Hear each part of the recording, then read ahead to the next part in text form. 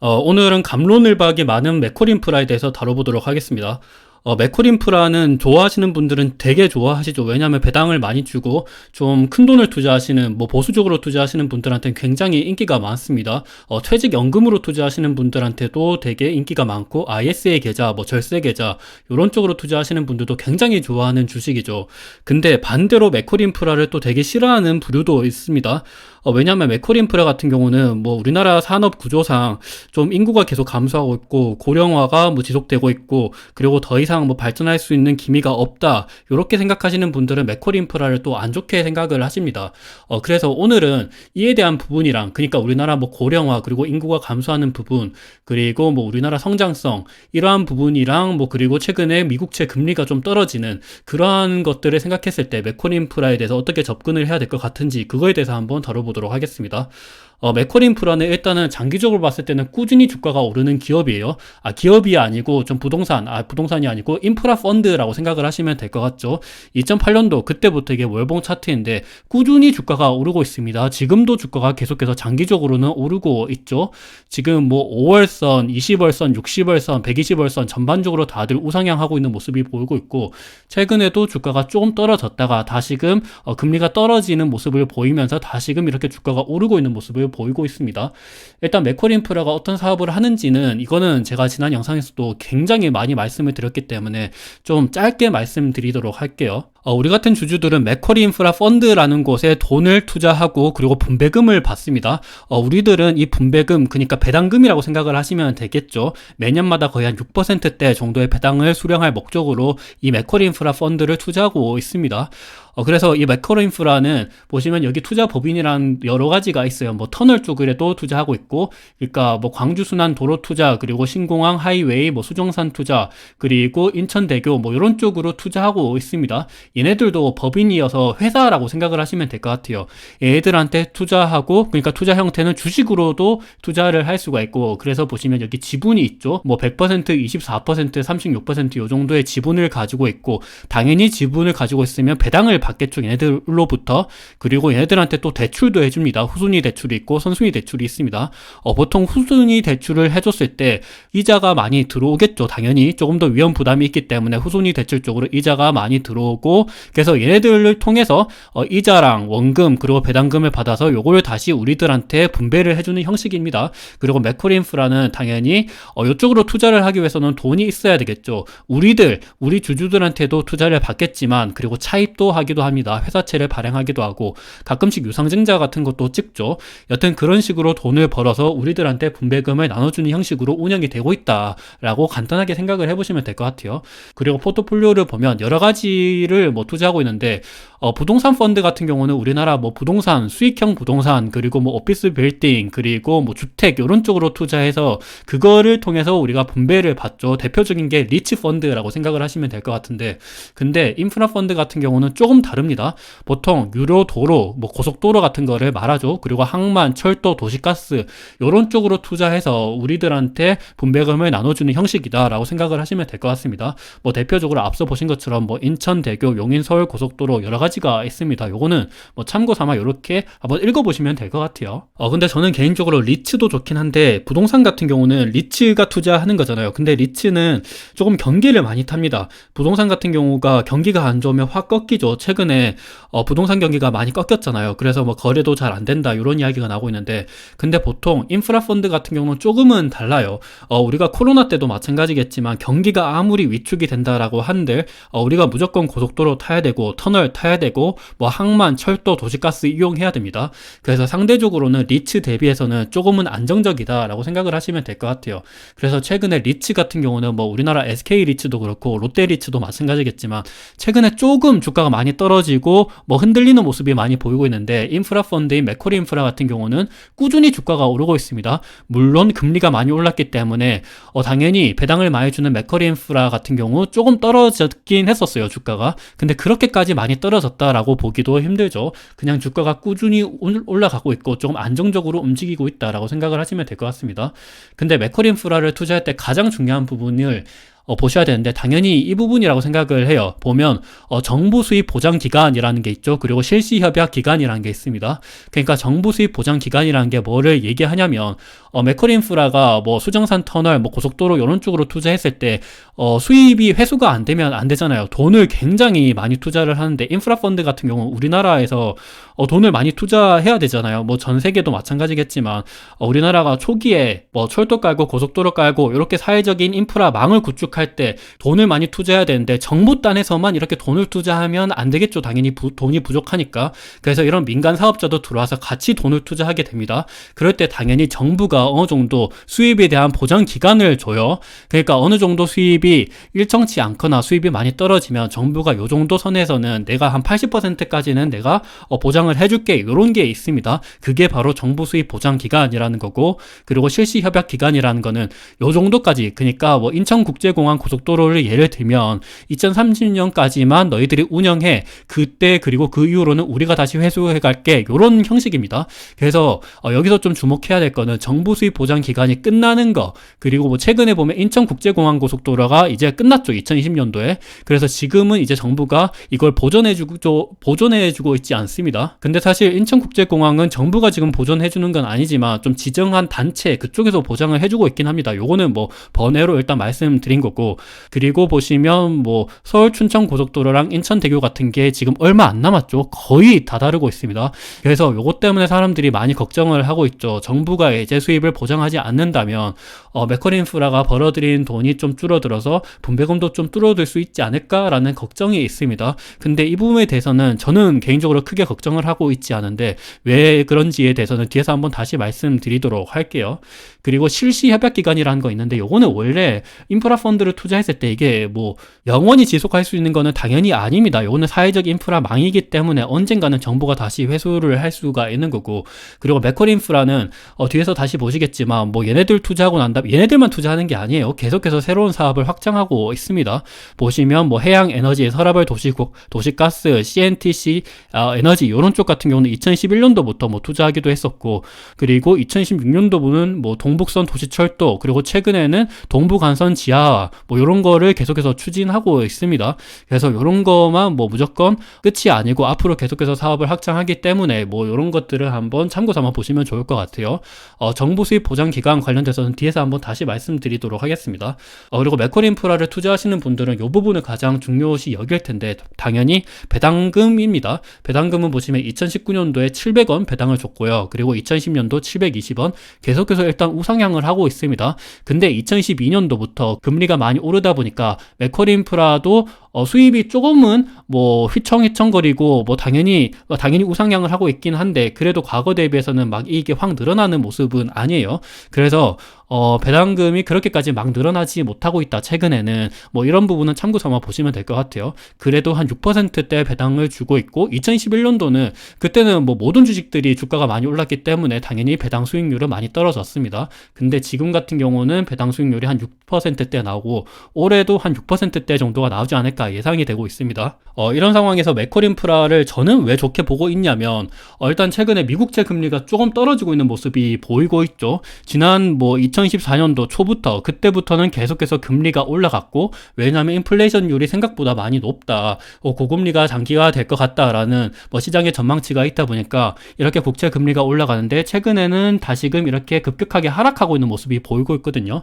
왜냐하면 최근에 나타난 고용 데이터가 있었습니다. 고용 데이터를 보시면 최근에 미국 평균 시간당 임금이 원래 예측치는 4%, 그리고 전월 대비해서 0.3%, 그리고 전분기, 그러니까 3월달 데이터는 4.1%, 0.3%였는데 요거보다 떨어졌습니다. 그러니까 인플레이션에 대한 어느 정도 그게 좀 완화될 수도 있지 않을까라는 시장의 전망치가 있고, 그러니까 실제 고용 데이터가 좀 많이 둔화되고 있는 모습이 보이고 있습니다. 고용이 안 좋으면 당연히 금리를 떨어뜨릴 수가 있겠죠. 금리가 떨어진다는 거는 당연히 지금 같은 경우는 4.5% 미국제 10년물을 투자했을 때 4.5% 준다라는 거잖아요. 확정적으로. 그러면 당연히 지금 메커인프라가 6.2% 정도 배당 수익률을 주는데 지금 미국채가 4.5% 준다라 그러면 상대적으로 당연히 맥쿼리인프라 투자할래, 미국채 투자할래 그러면 미국채가 훨씬 더 안정적이기 때문에 미국채로 수요가 올라갈 수가 있겠죠. 배당주의 매력이 반감될 수가 있습니다. 근데 반대로 이렇게 미국채 수익률이 떨어진다라 그런다면 맥쿼리인프라 같은 배당주에 대해서 사람들의 수요가 좀 높아질 수가 있겠죠. 그래서 고용 데이터가 지금 이렇게 많이 둔화되고 있는 거를 우리가 눈여겨볼 필요가 있다라고 생각을 합니다. 이에 대한 부분은 제가 지난 영상에서 미국채 관련된 영상에 한번 다뤘으니까 그 영상을 한번 참고해 주시면 좋을 것 같아요.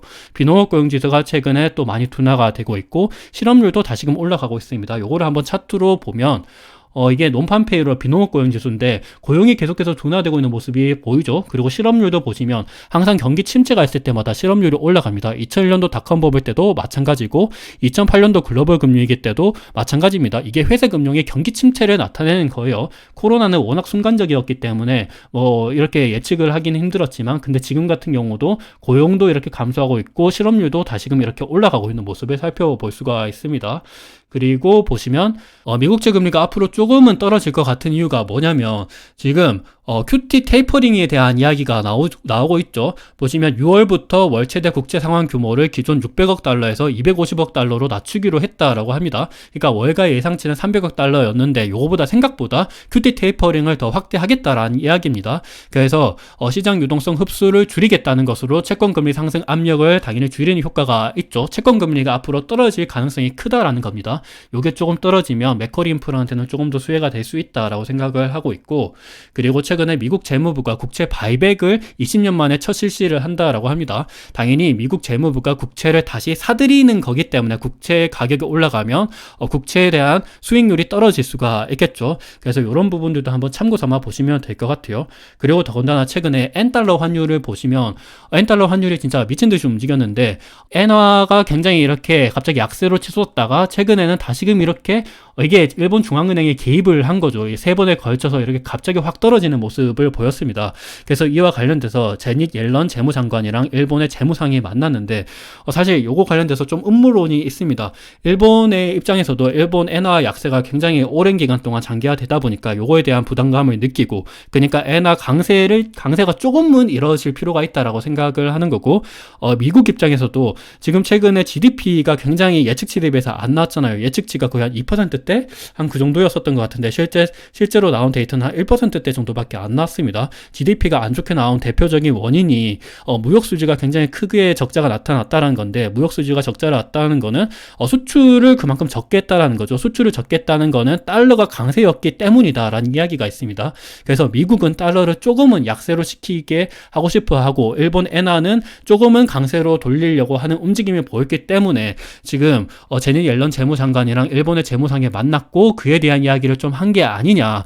그래서 동시에 이렇게 미국 재무부에서 바이백을 얘기하기도 했고 그리고 FOMC 파월 의장도 되게 비둘기파적으로 얘기하기도 했죠. 그리고 이와 동시에 QT 테이퍼링을 시장 예상치보다 더 크게 하겠다라는 이야기를 했었습니다. 그리고 그와 동시에 일본 중앙은행은 이렇게 국채가 아니고 환율 시장에 개입하는 모습을 보이면서 미국채 금리는 떨어지는 모습을 보이는 그러니까 미국 달러 가치는 떨어지는 그런 모습을 보이고 있다. 음모론이 있는 거죠. 왜 이런 음모론이 생길까라는 생각을 해보면 지금 대선이 얼마 안 남았습니다. 그래서 사실 제닛 옐런 재무장관이랑 미국 파월 의장은 절대 그럴 일은 없다라고 당연히 이야기를 하고 있죠. 근데 이거는 시장의 음모론이기 때문에 그래서 이거는 그냥 참고 삼아 보시면 될 것 같아요. 그래서 음모론 자체는 지금 고용이 좀 둔하고 있고 재무부 바이백도 하고 있고 QT 테이퍼링도 확대하고 있고 지금 파월 의장도 좀 비둘기파적으로 얘기하면서 국채 금리가 좀 떨어지지 않을까라는 시장의 전망치가 있습니다. 참고 삼아 보시면 좋을 것 같습니다. 그리고 사실 금리가 오르면 당연히 부동산은 안 좋죠. 그렇다면 인프라 펀드는 어떨까? 요거를 한번 보시면 사실 말씀드렸다시피 인프라 펀드는 사회 기반, 사회 구조적 그런 필수 인프라 펀드이기 때문에 당연히 경기는 그렇게까지 많이 안 탑니다. 보시면 금리가 최근에 많이 올랐는데도 불구하고 보면 운용 수익 늘어나죠. 근데 당연히 일단은 금리가 올라가기 때문에 이자 비용도 늘어나고 운용 수수료도 조금 늘어납니다. 그래서 비용도 늘어나죠. 근데 요 운용 수익도 같이 늘어나기 때문에 당연히 이자 수익도 늘어납니다. 당연히 금리가 오르다 보니까. 그리고 배당도 잘 투자하고 있죠. 그래서 총 단기 수익 같은 경우는 플러스로 유지가 되고 있어요. 3.5% 플러스죠. 그리고 코로나 그때부터 한번 계속 볼게요. 2012년도에서 2013년도도 이렇게 계속 확대가 되고 있고, 그리고 금리가 본격적으로 오른 2011년도에서 2012년도 요때도 6.2% 올랐습니다. 그리고 2010년도에서 2011년도 요때도 계속해서 오르고 있죠. 심지어 요때는 코로나 때였죠. 코로나랑 상관없이 사회적 인프라, 우리가 뭐 터널 이용하고 고속도로 이용하고 뭐 도시가스 이용하는 거는 계속해서 꾸준히 진행이 되고 있습니다. 돈은 계속 잘 벌고 있고요. 그리고 코로나 전에도 보시면 2019년도에서 2020년도도 계속해서 늘어나고 있는 모습을 보이죠. 근데 코로나 그 전에도 2018년도에서 2019년도 그때도 이렇게 잘 늘어나고 있는 모습을 보였습니다. 근데 언제 떨어졌냐 보시면 그 전에 2013년도 1분기에서 2014년도 1분기, 올해 1분기 그거도 일단은 계속해서 오르고 있는 모습을 보였어요. 근데 EPS 같은 경우는 조금 이렇게 역성장을 했죠. 왜냐하면 유상증자를 때렸기 때문입니다. 근데 뭐 다른 기업이랑 다르게 유상증자를 때리는 이유가 뭐 빚을 갚기 위해서 그런 거라기보다는 메커린프라는 앞서 보신 것처럼 뭐 동부 간선도로 지하화 뭐 이런 사업을 추가적으로 확장을 하고 있잖아요. 그래서 새로운 사업을 확장하기 위해서 주식을 찍은 거지. 그래서 주식을 찍어서 EPS가 떨어진 거지 단기 순이익 자체가 떨어진 거는 아니다라고 한번 살펴보시면 될 것 같습니다. 근데 이익이 언제 줄어들었냐를 보시면 2008년도 글로벌 금융위기 때 그때 대폭적으로 하락을 했습니다. 45% 역성장을 했고요.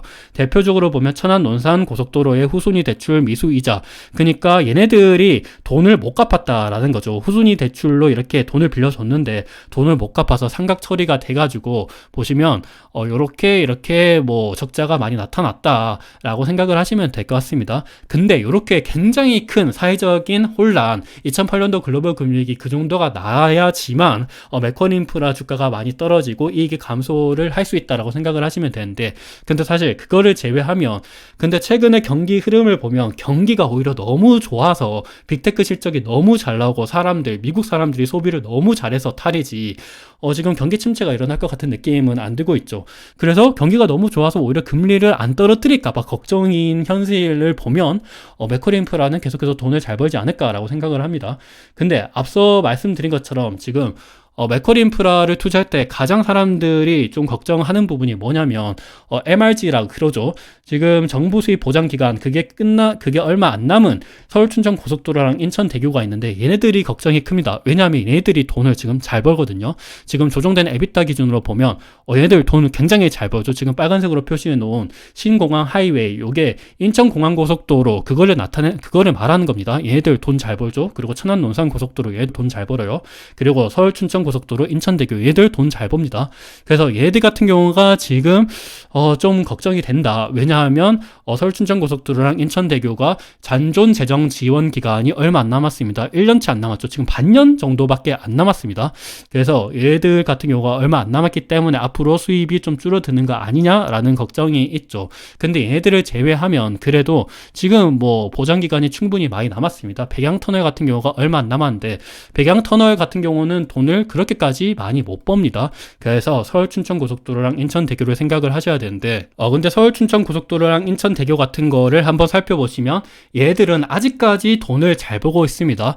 올해 1분기도 보시면 전년 대비해서 일평균 통행량이 서울 춘천 고속도로가 1.1% 늘었고, 그리고 인천 대교가 14.5% 늘어났죠. 그리고 일평균 통행료 수입 같은 경우도 지금 늘어나고 있는 모습을 보이고 있습니다.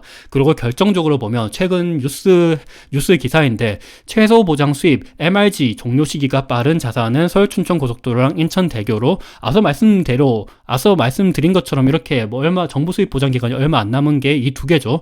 근데 이미 서울 춘천 고속도로는 MRG를 상회하는 수입을 기록하고 있습니다. 그리고 인천 대교도 지난해 하반기부터 팬데믹 영향에서 벗어나서 다시 MRG를 상회하고 있다라고 합니다. 그래서 MRG를 이미 상회하고 있기 때문에 그래서 얘네들 보장 기간이 얼마 안 남았는데 끝나더라도 충분히 수입은 잘 이루어질 것이다 라고 예상을 해볼 수가 있는 거죠. 그리고 실제 데이터를 보더라도 지금 계속해서 전년 대비해서 증가하고 있는 모습을 보이고 있습니다. 그리고 사실 MRG를 상회하면 안 좋은 게 뭐냐면 여기 보시면 수입 보장 기준이라는 게 있고 수입 환수 기준이라는 게 있죠. 그러니까 60% 80%를 넘지 못하면, 그러니까 수입의 60% 80%를 제대로 수입하지 못하면 이 정도는 내가 보장을 해주겠다, 정부가 이 정도는 보장해주겠다라는 건데, 근데 또 돈을 너무 많이 벌면 140% 120% 이상을 벌면 요거를 환수해 갑니다. 정부에서. 그래서 근데 지금 MRG를 이미 상회하고 있어서 너무 이 MRG를 상회하면 정부에서 오히려 이 수입을 뺏어가기 때문에 그냥 뭐 요 정도면 괜찮지 않을까라고 저는 생각을 합니다. 그래서 뭐 이런 것들도 한번 참고 삼아 보시면 좋을 것 같고, 그리고 저는 맥쿼리 인프라가 뭐 얘네들이 이미 뭐 수입 보장 기간이 끝난다고 하더라도 얘네들 추가적으로 사업을 하는 게 있거든요. 보시면 동부 간선도로 지하화 있고요. 그리고 동북선 도시철도 있죠. 그래서 뭐 이런 거를 새롭게 투자하고 있기 때문에 뭐 그렇게까지 걱정은 안 하셔도 될 것 같다라는 말씀을 드리고 싶습니다. 보시면 동부간선도로 지하 민자 사업은 향후 5년간 공사기간을 거쳐서 준공 후에 민간 사업자, 그러니까 맥쿼리 인프라가 되겠죠. 30년간 사업을 운영하는 민간 투자 사업입니다. 보시면 거의 한 30년간 운영을 하죠. 2018년도부터 2058년이니까. 그래서 보면 맥쿼리 인프라가 한 2148억 원을 투자하기로 했다라고 합니다. 당연히 이 돈을 투자하면 돈을 벌겠죠. 이 돈을 벌면 우리한테 나눠주는 형식입니다. 그리고 맥쿼리 인프라를 투자하기 안 좋아하시는 분들은 이런 이야기를 많이 해요. 우리나라 인구가 지금 감소를 하고 있는데, 보시면 인구 성장률이 최근에 계속 떨어지고 있고, 최근에는 마이너스로 진입을 했습니다. 그래서 지금 인구는 5,100만, 74만 8천 명인데, 최근에 고점을 찍고 떨어지고 있는 모습을 보이고 있죠. 그래서 여기에 대한 걱정이 많습니다. 인구가 감소하면 아무래도 뭐 통행 수입료도 좀 줄어들지 않을까라는 걱정을 하는데, 보시면 좀 세부적으로 보면 1955년도, 와, 그때는 2200만 명밖에 안 됐네요, 우리나라 인구가. 그래서 보면, 평균 나이가 17.6세였는데, 요때는 진짜 젊네요. 근데 지금은 45세입니다. 지금도 계속해서 늘어나고 있고, 그리고, 도시 인구가 4200만입니다, 지금. 진짜, 우리나라 도시 비중이 82%나 돼요. 옛날에는 23% 정도밖에 안 됐는데, 이게 계속 늘어나서 지금 82% 되고, 이게 진짜 문제가 크긴 합니다. 그래서 뭐 요런 거에 대한 이야기가 있고, 그리고 지금 합계 출산율이 0.6명대다. 그래서 뭐 요거 관련돼서 굉장히 걱정하고 있고, 작년 합계 출산율이 0.72명이다. 이런 이야기가 나오고 있죠.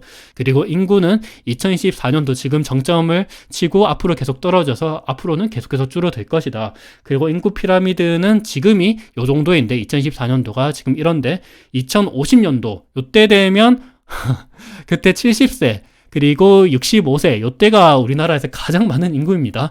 그래서 굉장히 뭐 생산 가능 인구는 줄어들고 좀 문제가 크다. 근데 이 상황에서 인프라 펀드를 투자하냐, 뭐 이런 이야기를 할 수가 있어요. 근데 저는 개인적으로 그렇게 생각하면 우리나라 부동산도 투자하면 안 됩니다. 근데 우리나라 부동산은 무조건 올라간다, 이런 것 때문에 투자를 하고 있죠.